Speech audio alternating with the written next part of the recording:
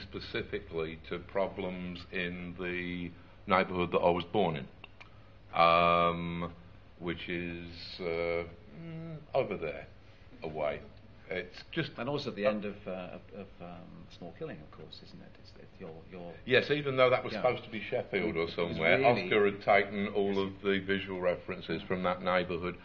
It's the neighbourhood that's mentioned in the last chapter of Voice of the Fire. You might want to go and check it out. In daytime hours. Yes. It's sort of. But I love the neighbourhood. I mean, it's what Jerusalem is all about.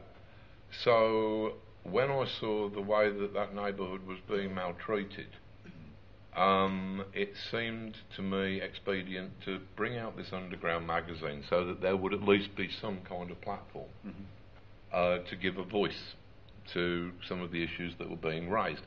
And as the magazine's gone on, I've been more and more in love with it, just because of the sudden freedoms.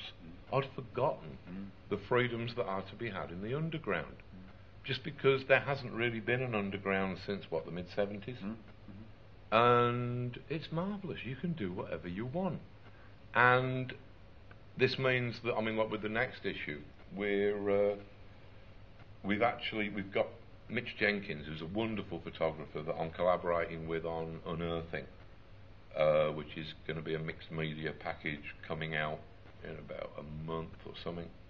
And it's Unearthing what? Unearthing? It's the short story that I wrote for Ian Sinclair's The City of Disappearances, which is just my mate Steve Moore and his peculiar life. And Mitch Jenkins is going to be doing it as this mixed media thing with Lex Records. I'm going to be doing some performances in the catacombs under Waterloo Station. I heard about this, yeah. And got an autographed picture of Kevin Spacey yesterday, just out of the blue. He was kind of set behind that, I gather? I believe so, yeah. And so you're hobnobbing here. This is just what my life is like, really. It's as mystifying to me as it is to you, believe me. You star fucker, Alan. I know. But it's like what we're doing is, with Dodgem Logic, it's starting to occur to me more and more, globalism and global thinking are over, or at least in a state of interesting transformation. I believe that the future is going to be less about globalisation, much more about localisation. I believe that we have to have our local environments that are dear to us and that we want to protect. We have to understand them in a global sense, but our focus should be upon the real people that are around us and the real communities. Because unless we insist upon that, then those communities will just be a memory, and a memory that will be gone within a generation. What do you make? There's a documentary I saw about the transformation of Detroit. Did you hear about this, where they've got, because of the destruction of all the car industry, a lot of people are moving back into these deserted parts, which are literally like sort of post 9/11. It's just destroyed buildings, and are turning them into self-sustaining communities. That's what we've got to do. We've got Margaret Killjoy, light of the steampunk movement, who is doing a regular column upon post-civilization. I think the theory is that probably civilization as we know it it's not really if, it's when. It falls to bits. And what Margaret is saying is that it would be a good idea if some of those things that we're going to have to set up for ourselves when civilization falls apart, it might be nice to start thinking about them now while we still have things like electricity and stuff like that. So very prudent, Exactly.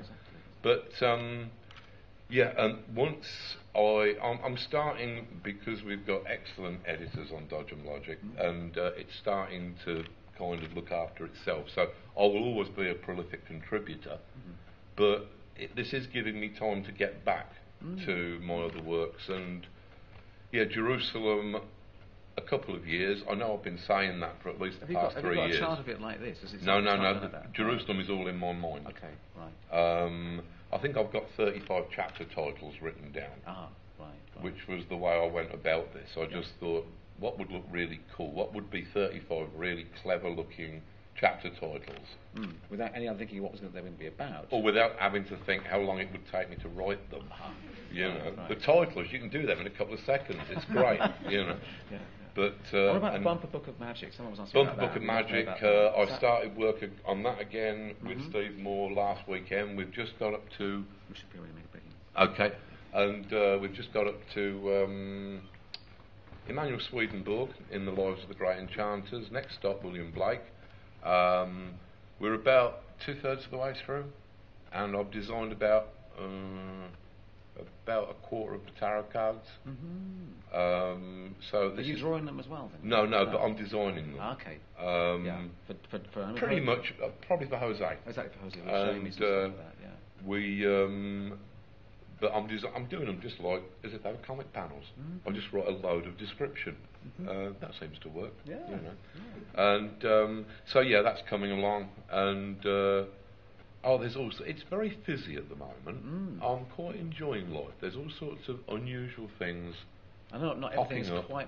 I mean, not everything obviously does work out. I mean, for you, but the spinning plates. If everything all worked out, it would be too much. I'd be dead. Yes. You know, it's sort of. So someone, I think Gary was mentioning the opera project or something. Oh yeah, now that with should David be. Orban or something. I should.